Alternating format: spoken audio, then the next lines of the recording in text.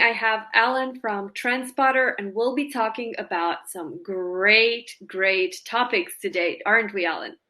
Yes, we are. Yes, we are. So while people are chiming in, I just want to see where people are coming from. How's your day going, Alon? Oh, mine is great. I'm here in Canada. The weather here is very warm, 24, 25 degrees, and That's uh, amazing. yeah, everything's great over here. Same temperature here, though. I'm based in Europe, in Romania, actually, and this is a recurring joke for me. But I'm from Transylvania. However, I promise I'm not a vampire. I'm just a regular person um, trying to make social media better.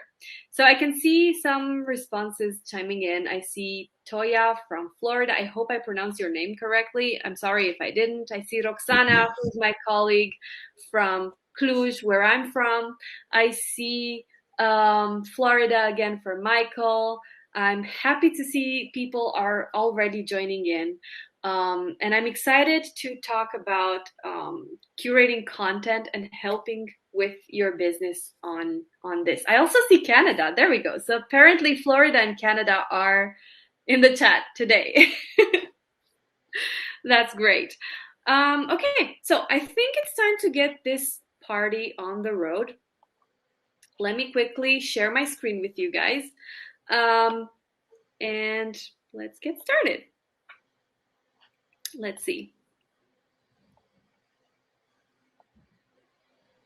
Okay, can you see my screen? Is everything okay? Everything's fine. I can see Roxana has already said everything's fine. I'm happy to hear that. So today's webinar is going to be a joint webinar between SocialBee, represented by me, and Trendspottr, represented by Alon, on the topic of curating content. And we're going to talk about the best kept secret of social media posting. If you don't know who I am, hi, I'm Anca. I'm a customer success specialist here at SocialBee. I've been with the company for about 5 years now. And here at SocialBee, we are trying to help entrepreneurs, business owners, marketers, people who want to have a social media presence to get there faster, to help them create their strategy better, quicker, to make them more consistent in their posting and all of that. Together with me, we have Alon, the CEO of Trendspottr, and I'm going to let you introduce yourself, Alon. Hi, everybody.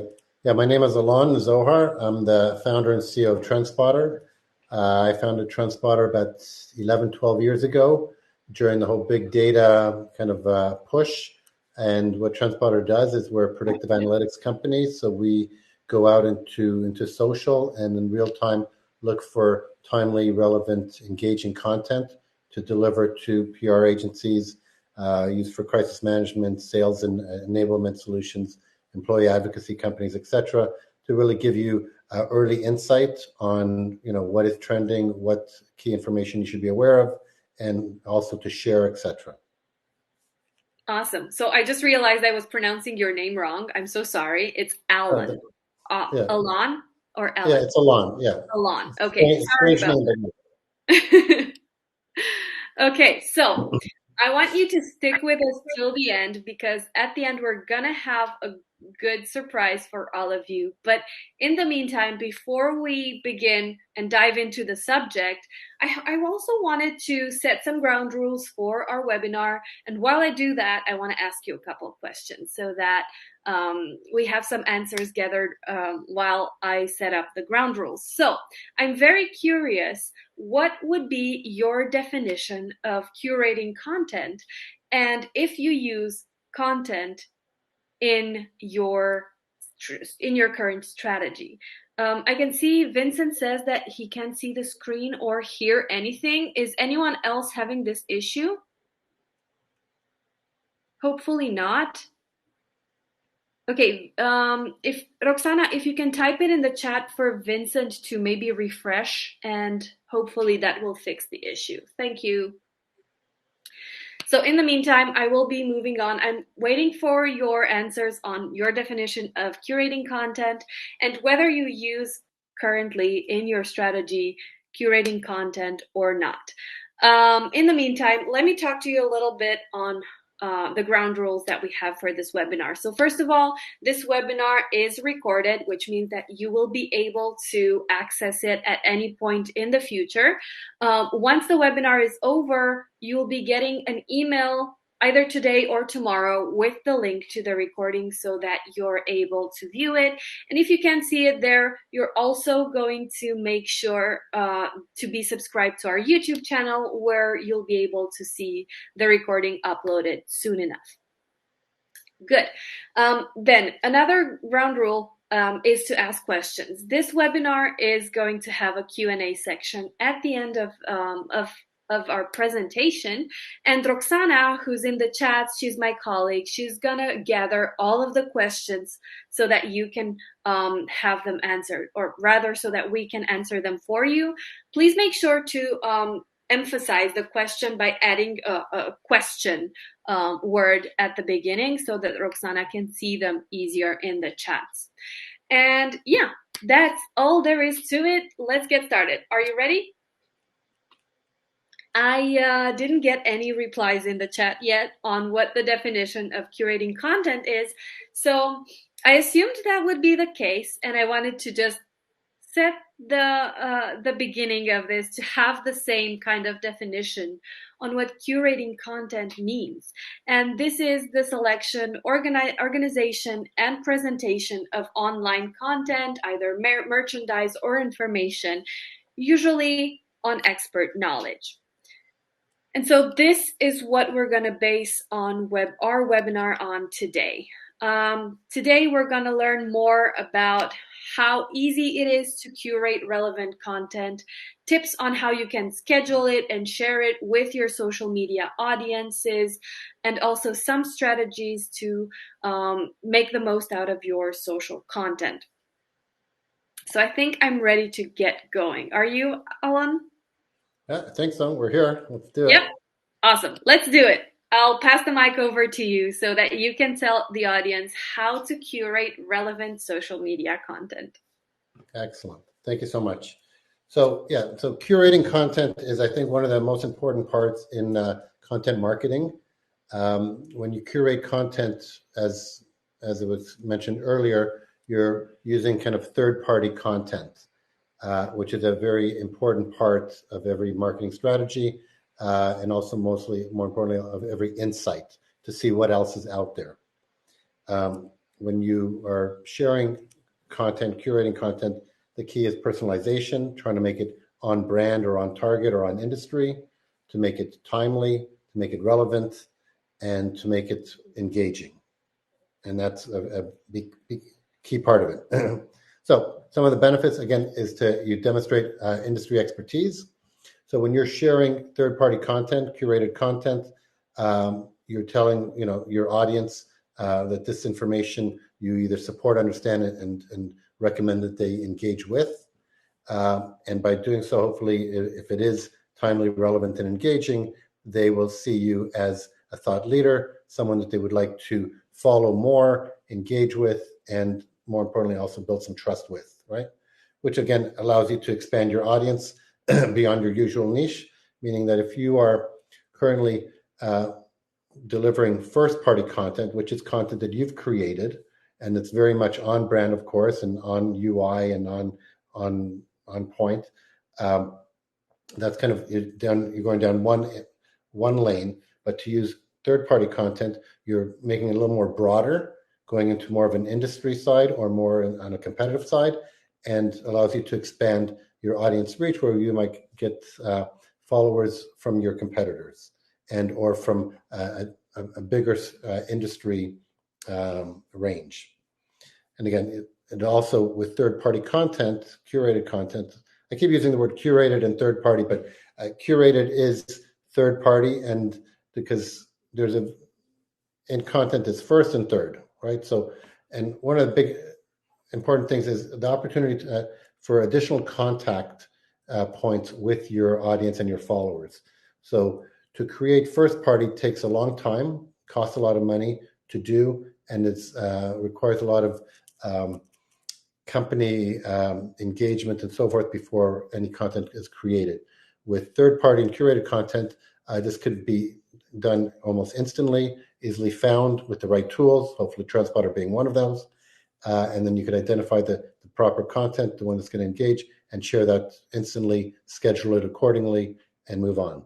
And it provides kind of a very steady stream of engagement content that you have ready available, so you can pick and choose which piece of content you want, and so on. And as you mentioned, as it shows down here, 33% it increases clicks compared to first-party content. So curated content has much higher engagement and click-through rates. Next slide. So again, how to include curated content in your strategy. So it is the 80-20% rule. 20% of your content should be about your brand, content you've created called first-party content. And then the 80% should be third-party content, curated content that you've identified and are ready to share with your audience. And again, by doing so, you become less spammy. When you're constantly sending your first-party content out to your audience, you look like a kind of a bit of a cheesy salesperson. By doing third-party, you're showing it's not only me who believes in this strategy, idea, insights, and so forth, but there's other people in social and or industries that support our views. So I actually am so happy to see that you brought this up as well, because this is something that I usually tell my audiences a lot over and over again on one-on-one calls, on webinars. So yes, the 80-20 rule is essential in social media. Excellent. And again, with another value prop for curated content is, again, you could use it to share, but you could also use it for insights, to bring it into the product team, for you to start seeing what is your competitors doing, what is the industries, what are the trends in the industry, and for that you could then use, again, for ideation, to find out the key topics that are in your industry that are moving for you to be aware of, for you to build, again, content on, product on, divisions on, and to understand kind of the keywords and the relevance that might be important to your brand. So as you can see, it supports the product team. I think it's an excellent use for the product side of it. Definitely the higher value is more on the marketing and the sales enablement side of it. And as I mentioned here, also educating employees and customers. So using curated content within an employee advocacy platform brings high value for the employees, for them to quickly and easily ingest knowledge on their industry, on the brand itself as well, and to understand what are the competitors doing. So now plugging in my little plug for Trendspottr. So what does Trendspottr do? So Trendspottr, its job is to get you ahead of the curve, to get you early, timely, relevant, engaging insight. And how we do it is with predictions. So we use a predictive algorithm that in real time ingests content, real time content, and predict which piece of content is going to have the most. First of all, it's going to be the most relevant to your search, be it your topic, your industry, or search Boolean query that you put forward, and or the industry. And the next one is which one's going to be the most timely and which one's going to be the most engaging. So when you do most engaging, we're trying to predict that this piece of content right now has, let's say, 5 engagements.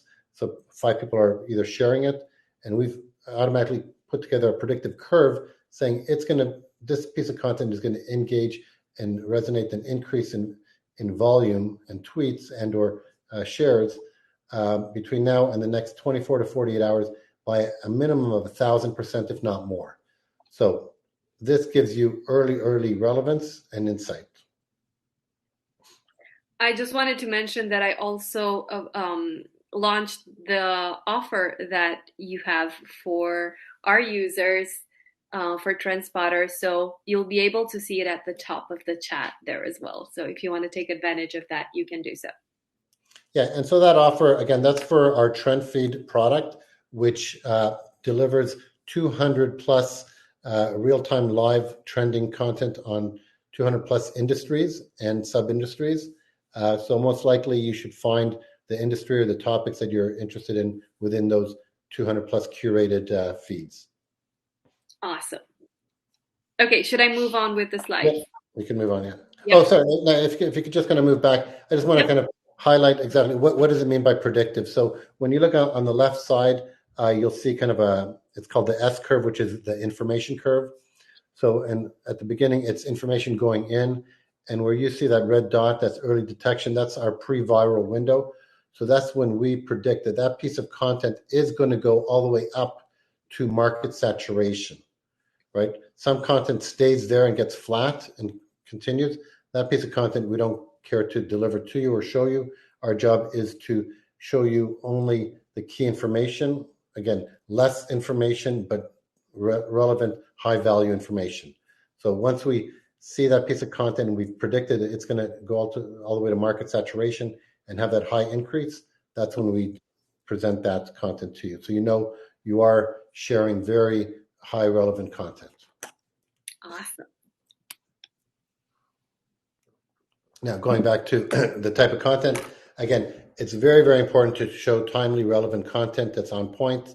When you share old news, old content, it's actually a detriment to your strategy and to your brand because people look at you as someone who's not in the know, doesn't know what's going on. So here, our job, and hopefully you can find is hidden gems and news insights that not everyone has already shared. So it's early on, and knowing that it will be coming out and so on. So we call it like the water cooler talk. So we are delivering what people are going to be talking about in the water cooler 24 to 48 hours from now, which if you start talking about it now, they go, whoa, I heard that from this person or this company, you know, way before, everybody else was talking about it, giving you the thought leadership and the trust and so forth. So another good use case for curated content is to build, email newsletters that you could very quickly click, add to a newsletter and send it off on either a daily or a weekly or a monthly basis to either your employees, to your customers, to your prospects, and so forth. This gives you extra increased touch points, which is very important in marketing, of course. By sharing it with them, you'll see that they'll be sharing this newsletter with others, and also it has a high shareability, so your brand will come with it.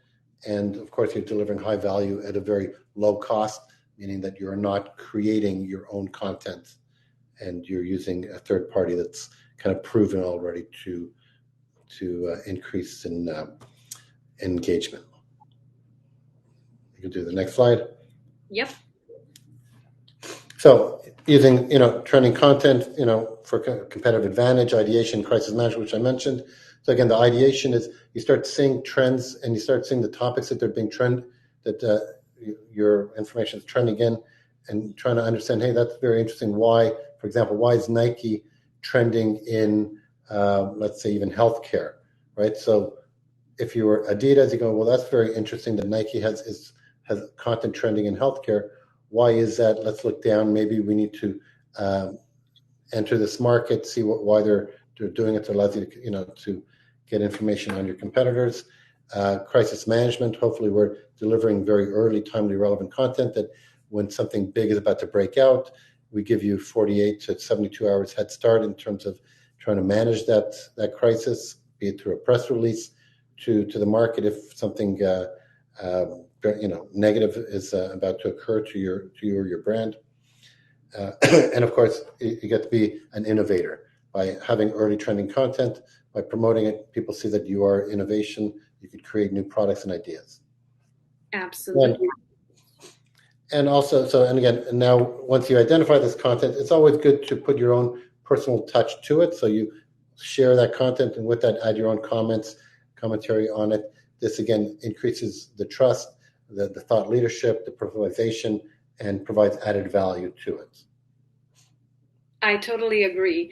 And on that note, we're gonna talk a little more on how you can add your own spin to the content that you're curating in the next few minutes. Before I jump into hopefully dropping some knowledge I wanted to just remind you guys that if you have any questions for Alon or myself or both of us, you can also just add them into the chat, and we will be addressing all of the questions at the end of our webinar. Awesome.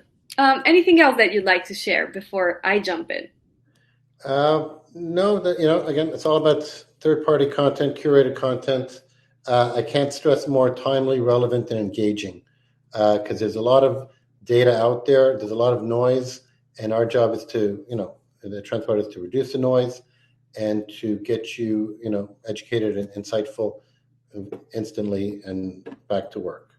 I couldn't agree more. And it's also very, very helpful. It saves you a lot of time to use third-party content with your own to create a good strategy. So let's talk a little bit on hopefully sharing a few tips on how you can schedule and share your content for social media, including the curated content. And I'm going to talk to you about 5 factors that you should take into account when creating your social media strategy. You should think about planning. You should think about consistency. You should think about timing, frequency of posting, as well as automation. All of these 5 factors together will be helping you create a stronger strategy, hopefully using the 80-20 rule. You'll hear it mentioned a lot more coming from me, but it will help you have a stronger strategy and hopefully deliver better content to generate more leads with less effort. So let's talk about each one of these a little bit in more detail. First, I want to address the scheduling strategy because before you actually stay and schedule content, you have to plan ahead, right? You have to think about what type of content that you want to share. And that one is based on what do you want to achieve through that content? Do you want leads? Do you want to educate? Do you want to entertain? Do you just want to be a thought leader in your industry, and so on? So think about your current goals and what you want to achieve with your social media, keeping in mind that social media is primarily there to help educate and entertain your audience. Social media's main goal is not to sell. So yes, you can have sales from social media. However, you should focus more on building your brand and your community on social media, and then focus your attention on sales there as well. You can think of all of these as pieces of a puzzle or team members in a football team, for instance. They're all together. They all work towards the same goal.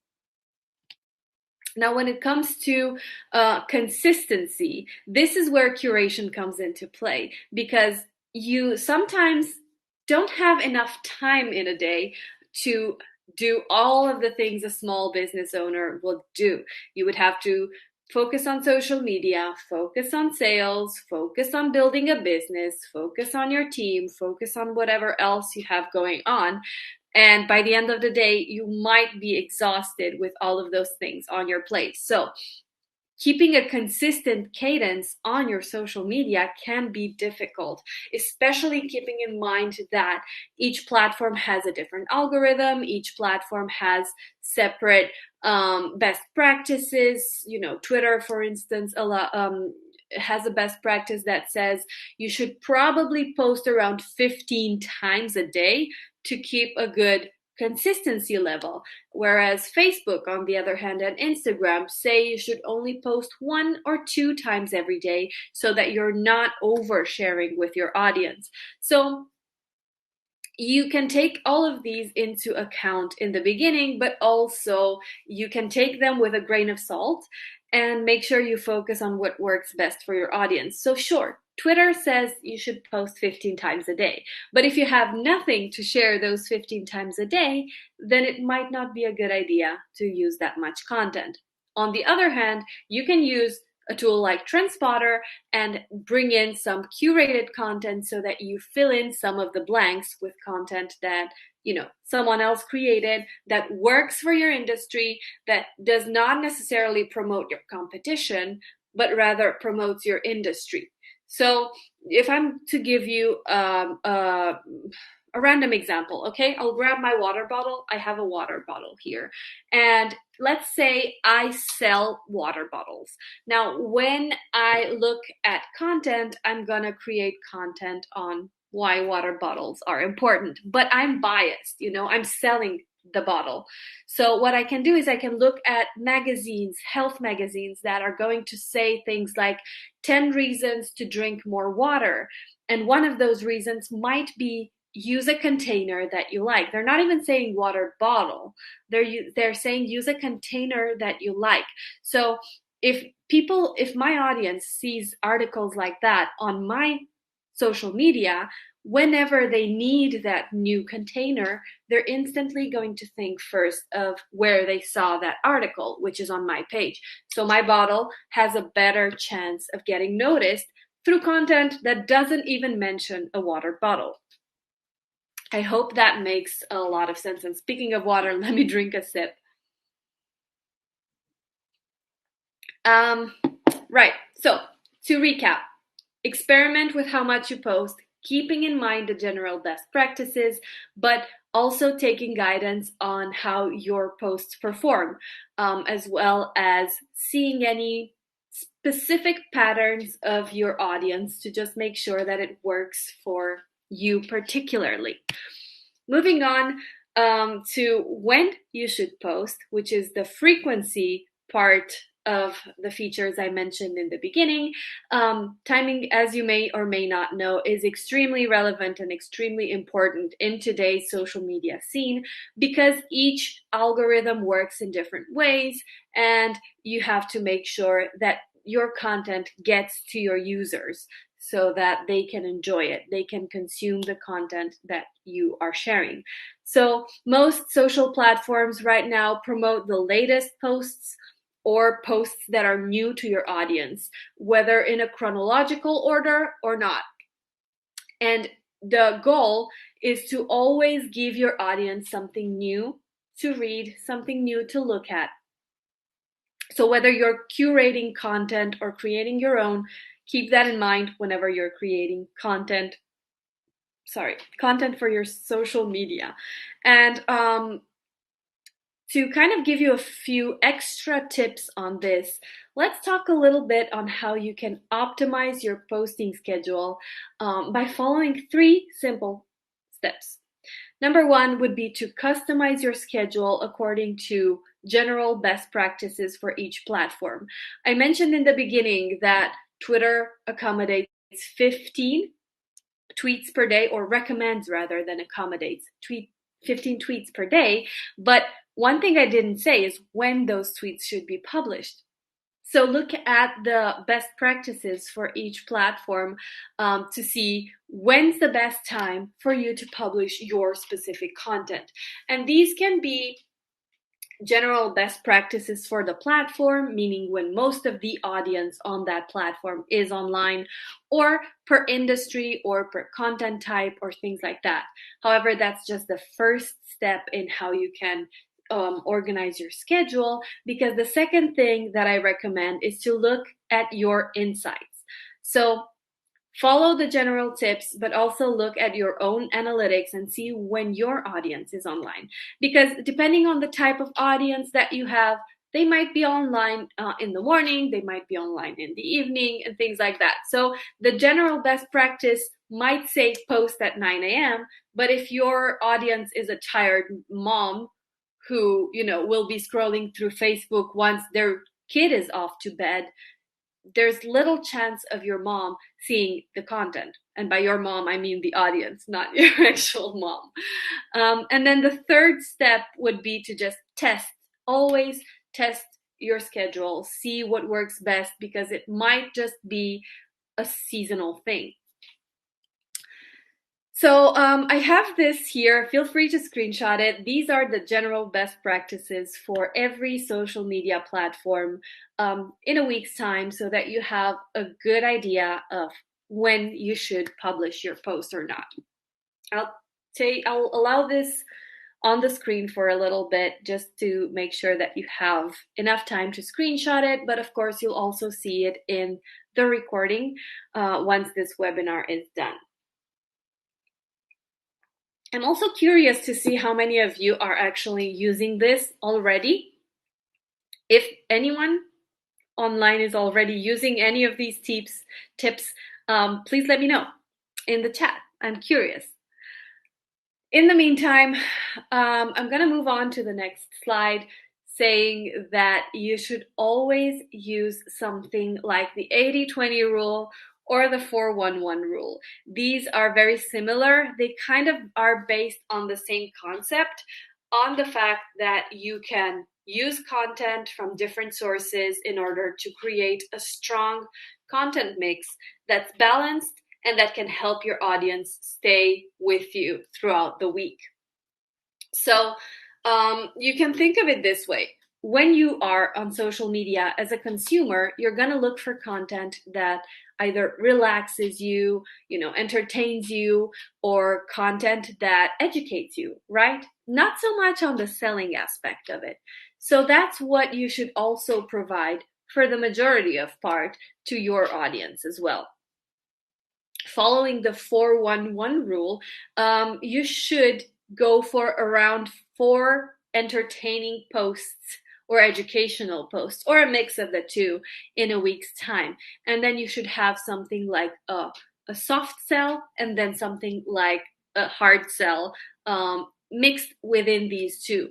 To put it into perspective, into the 80-20 rule, 80% of your content should be something that's educational, informative, or entertaining, or a mix of the three. You can use curated content for third-party content that builds authority, it builds authenticity. It makes sure that, I'm an expert in my industry, but it's not just me saying this. You'll see other sources, other people in the industry are saying and supporting what I'm saying, and that makes it more authentic. You can use news pieces into this mix. You can use your own content here, blog content, video content. And since you're also using curated content, it doesn't necessarily need to be that often. So you're not as stressed as having to create new content every single day. You can take your time and create really good pieces of content now that you are also using curated. And then the rest of your content mix, the 20% that's left, that one should be promotional. It should be promoting your business. Whether you have an offer, you promote a calendar to book a discovery call, you promote an event like this webinar. Depending on your industry, there might be one or the other, but make sure you have this into your mix as well, because at the end of the day, you're a business and businesses need to sell. Good. So last thing on my list was automation. And the best thing that you can do for automation is to use a social media scheduling tool. This will help you save a lot of time, because as opposed to staying on your Facebook or your Instagram or each one of your platforms every single day to come up with a new post, you can just sit at your computer once a week, once a month, create your content for the entire period, and then just ease with it.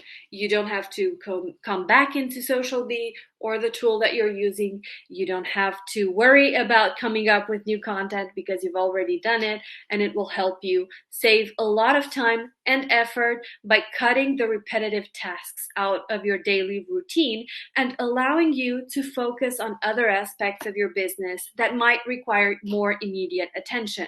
And so with this, you can stay consistent, keep creating content, and then still save time and effort when it comes to your social media. Now, how can SocialBee help here? SocialBee is just an example of a social media tool that you can use. It's an all-in-one platform that will allow you to create publish and analyze your content so that you get a better idea of how you work on social media without having to switch tabs, without having to go from Facebook to LinkedIn to Twitter and so on and so forth.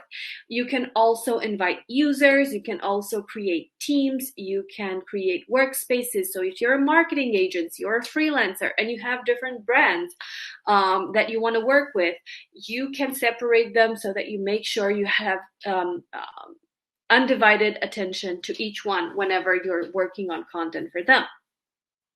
Now, there's a lot of features in SocialBee that will allow you to post your content and customize it, but the biggest ones are, I'm going to just emphasize a few off the top of my head here. So you have the ability to organize your content into categories, which is very important. Going back to the content mix example with the 80-20 rule or the 4-1-1, you can create a separate category for your curated content, a separate category for your own content, for your promotional content, one for your news, one for memes, or whatever else needs to be done in order to keep your audience's attention. You also have a way to diversify your posting strategy because you can select different posting times for all of your platforms while still sharing hundreds of posts at once without having any fears of them not going out. You can also requeue and recycle content, which is very important both with your own content and with curated content because it can help you create more consistency without having to spend time and effort to create new content. So if you think about it, going back to the water bottle example, if I'm going to share that article on 10 tips to drink more water, that one is not really time sensitive, so I can reuse that. And maybe I won't reuse it on a weekly basis, but maybe, just maybe, I'll include it in a cycle that will allow me to share it every 5 to 6 months or so. And so whenever I'm gathering new audiences and I'm resharing this, people who haven't seen it have a chance to also benefit from that article as well. When it comes to scheduling the categories that I mentioned in SocialBee, you're currently seeing our schedule set up here. This is how you schedule your categories, as opposed to other tools where you get to schedule your content on a post-by-post basis, meaning that I have to sit at my computer and wonder, if I want to share a promotional post every Monday, I'll have to sit at my computer and wonder, what date is it 3 Mondays from now? So you don't have to worry about that with SocialBee. You can just schedule the category, and you can see we have marketing news on Mondays. So we just include the content into that category, and every Monday at the scheduled time, posts just go out automatically, and we don't have to worry about it. This is just one of the benefits of using SocialBee. Below the schedule, you'll also see the table of statistics that will help you understand your content mix and adjust it accordingly. So if you're looking to see if the educational content from your educational category is at around 80% of your content mix, you can get a better idea of how much content is going out from that category, as well as if you're undersharing or oversharing content from that category. And that's a very, very good usage for social media. Now, when it comes to a content mix, let's talk about how you can mix it up and use diversity in your social media strategy. There's a few practices that you can use in order to keep your content mix strong, in order to keep your strategy relevant and balanced to your audience. One thing that you can do is to reinvent your social media content without having to make drastic changes. So I was talking about the fact that I can reshare that 10 tips article, let's call it a listicle. I can reshare it, but every time I share it, I can add or highlight a different benefit or a different tip from the article, a different section, to kind of keep it fresh in my audience's eyes. And that way I'll prevent audience fatigue. I'll prevent my audience feeling like I've seen this before, I'm not interested in it, but rather it's gonna be something like, hey, I've seen this, but I haven't read that. Let me read it again. So that will help a lot. You can also keep your audience interested and engaged with your content in this way. So instead of sharing a tip, you can go ahead and ask a question. Hey, how much water do you drink? How do you stay hydrated? Things like that.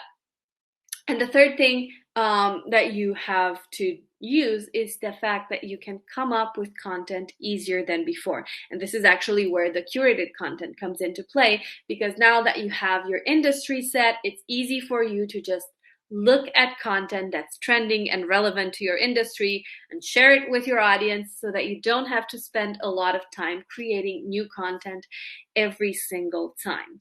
So, without further ado, let's talk a little bit on how you can organize your content into different categories. From my experience, I've noticed that people often think that they should be a creative genius of sorts in order to diversify their content. You know, they think content creation is rocket science, and I'm not going to say that it's not, but newsflash, it isn't. It's very easy to come up with new ideas. However, they're never going to be, or not never, but for the most part, they're not going to be spontaneous.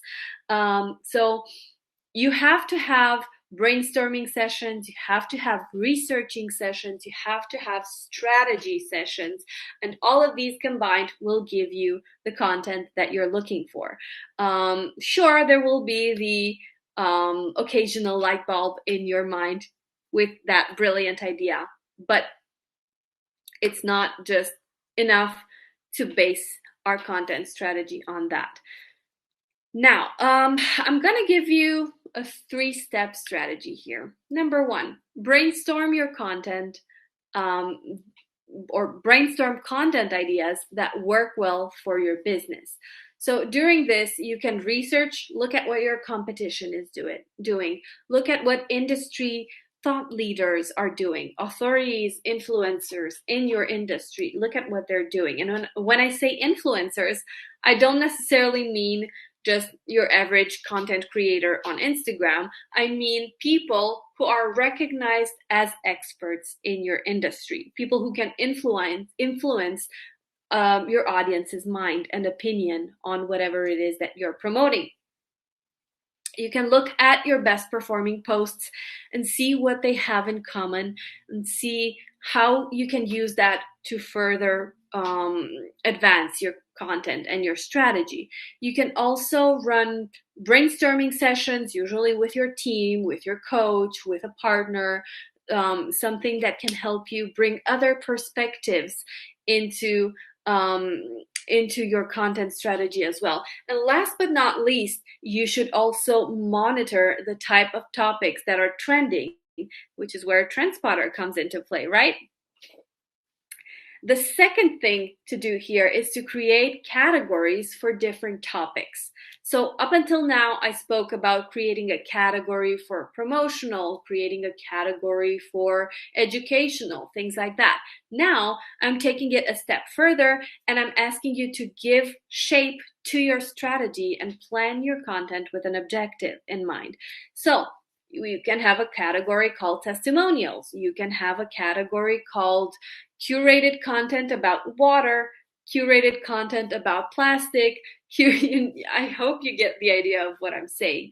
Of course, this is just an example, but you can use relevant topics of interest to your audience rather than just keeping it broad with curated content or with promotional content even. You might have, and it's actually recommended, to have different content pillars that you want to take into account. Content categories can help you get a better understanding of what your content is. And third, you need to make sure that you schedule these categories alternatively through the week. It's late at night here and I can't speak properly apparently.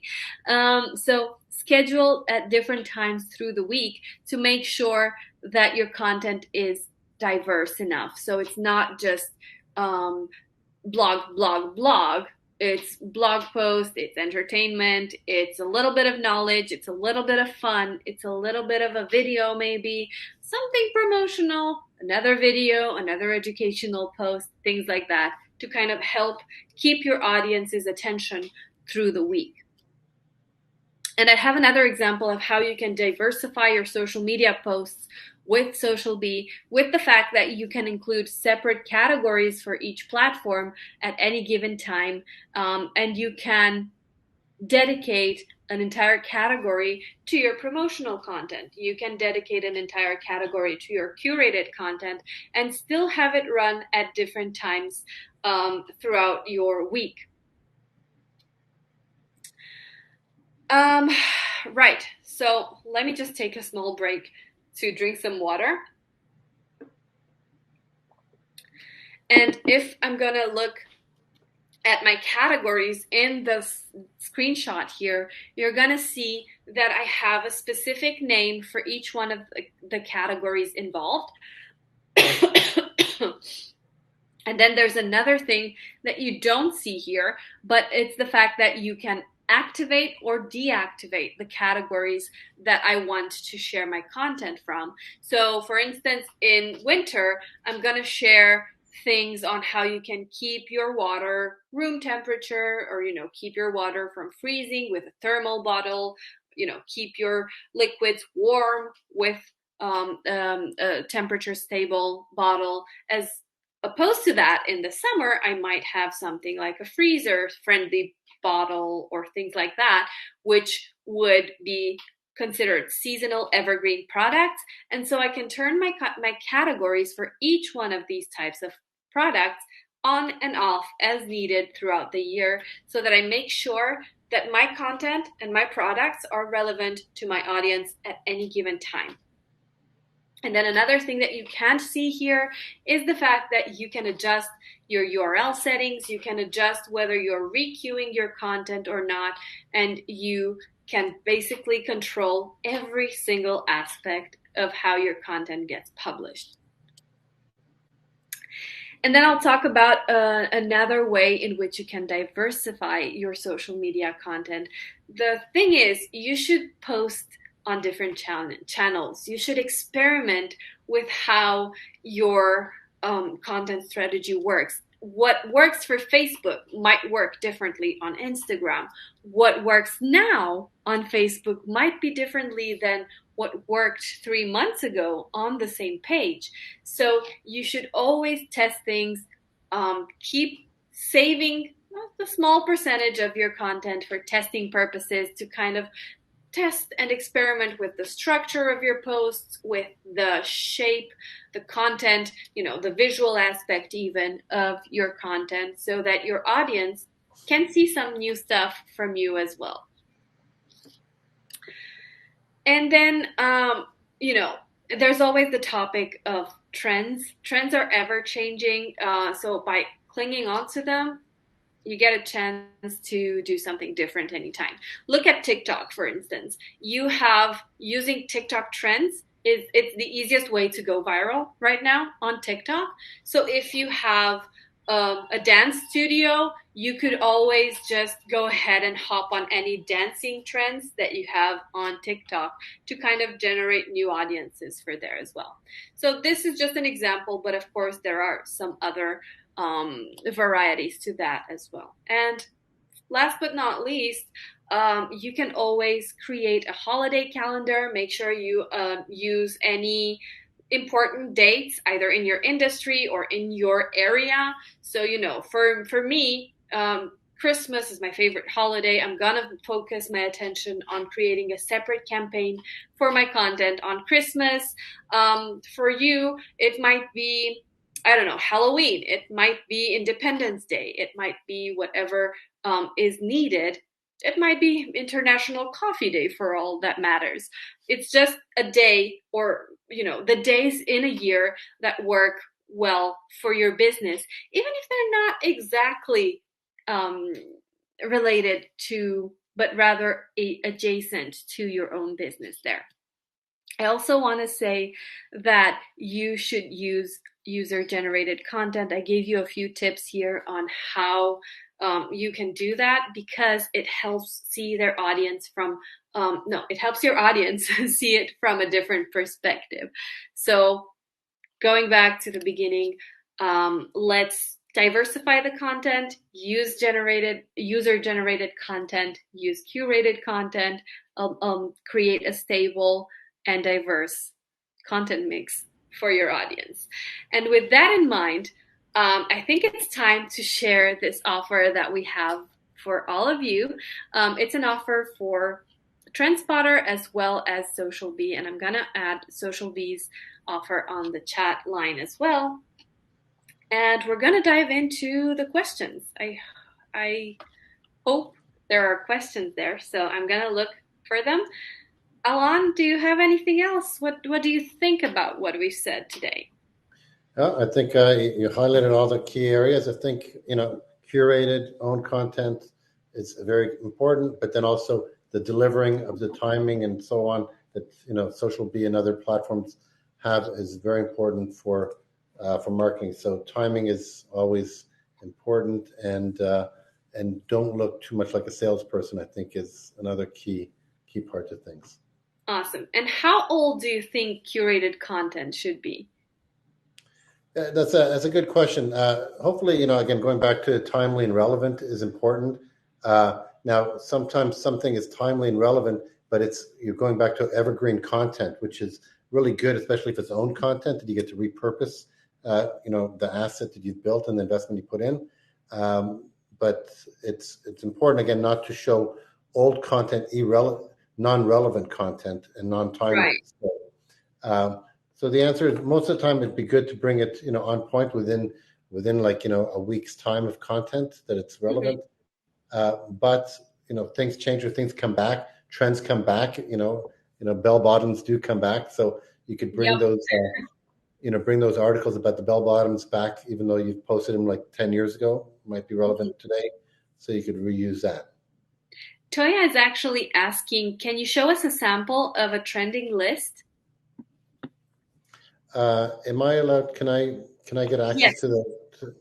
Let me just stop sharing my screen. You should be able to share your screen once I do that so that you can show us.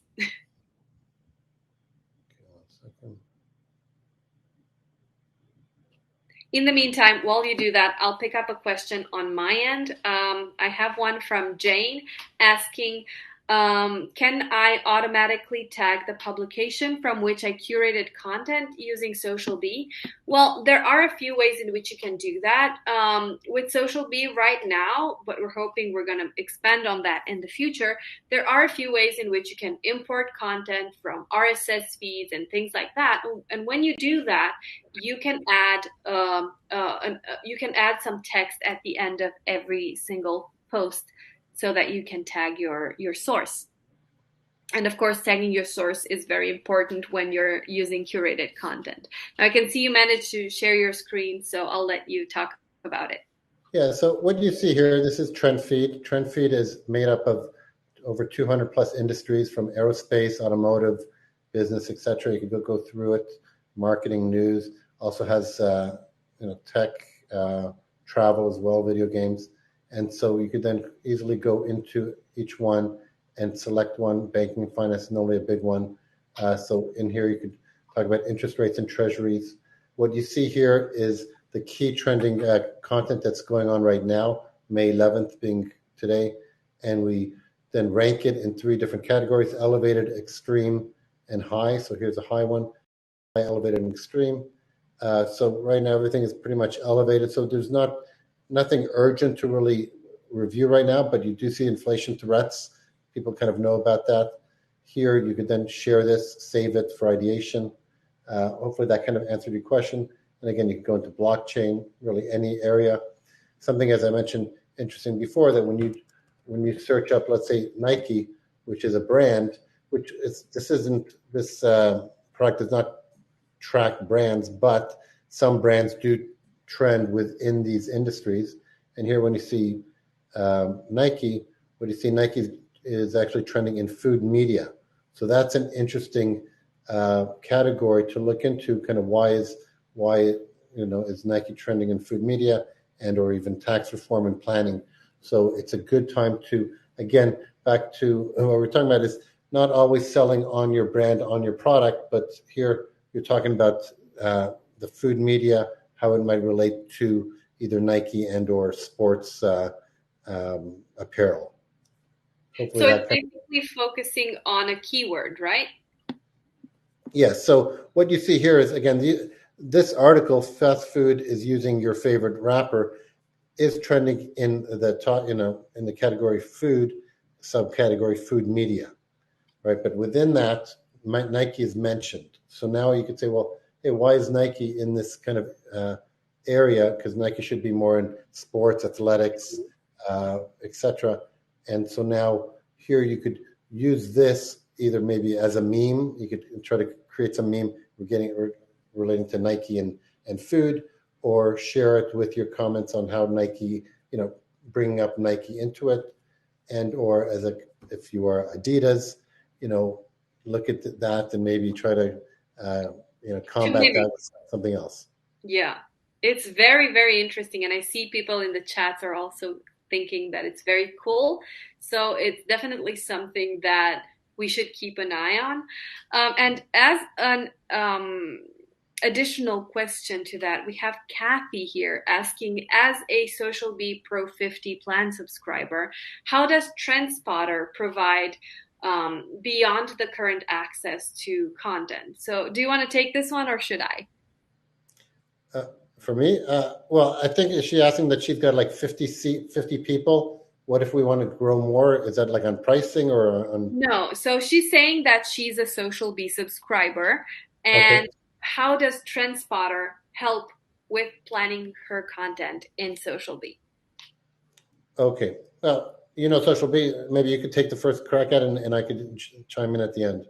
Absolutely. So the first thing that you can do is you can use Trendspottr to kind of do the research phase of curating the content and then importing it into SocialBee for now manually, either by using the browser extension that we have or by using integrations such as a Zapier. I'm not sure if Trendspottr is integrated with Zapier at this No, moment, no, no. but I think that's something that we can explore at a later time. And who knows, maybe in the future you'll be able to import directly from Trendspottr into SocialBee. Yeah. Yeah. I'd say fingers crossed for that because I think it is a very valuable thing to just have a tool to curate your content instead of you having to go through the normal steps of looking on each website, finding content that's relevant and all of that. And you waste a lot of time in reading articles just to figure out that, hey, you know what? Maybe it's not as relevant as I initially thought. Exactly, and that's kind of where Transponder comes in. And so what you can do when you click on these links, it'll take you to the article. So you could then take that URL and embed that back into SocialBee. Yeah, so So it's that's kind pretty of much an initial filter yeah, for you to save time and effort when curating content. And then you can take it from there and import it into your SocialBee account so that you can use it as you need to. I also have another question here from Toya asking us if SocialBee can schedule TikTok content. And yes, SocialBee is one of the few tools at the moment who are actively and directly integrated with TikTok. So yes, you can schedule TikTok content through SocialBee. I think that's all the questions that I have on right now. If anyone else has any other question for us, please, this is your last chance to ask the question for this webinar. If not, you can always just email us, either myself or Alon, for further follow-up questions whenever you have them. And don't forget to use the 30% discount that we have both for Trendspottr and for SocialBee to make sure that you take advantage of all of it. I see a new question popping up here, asking if Telegram and Discord integrations are pending. I will ask the product team about that. I'm not aware of any plans for that right now, but things might change depending on the demand.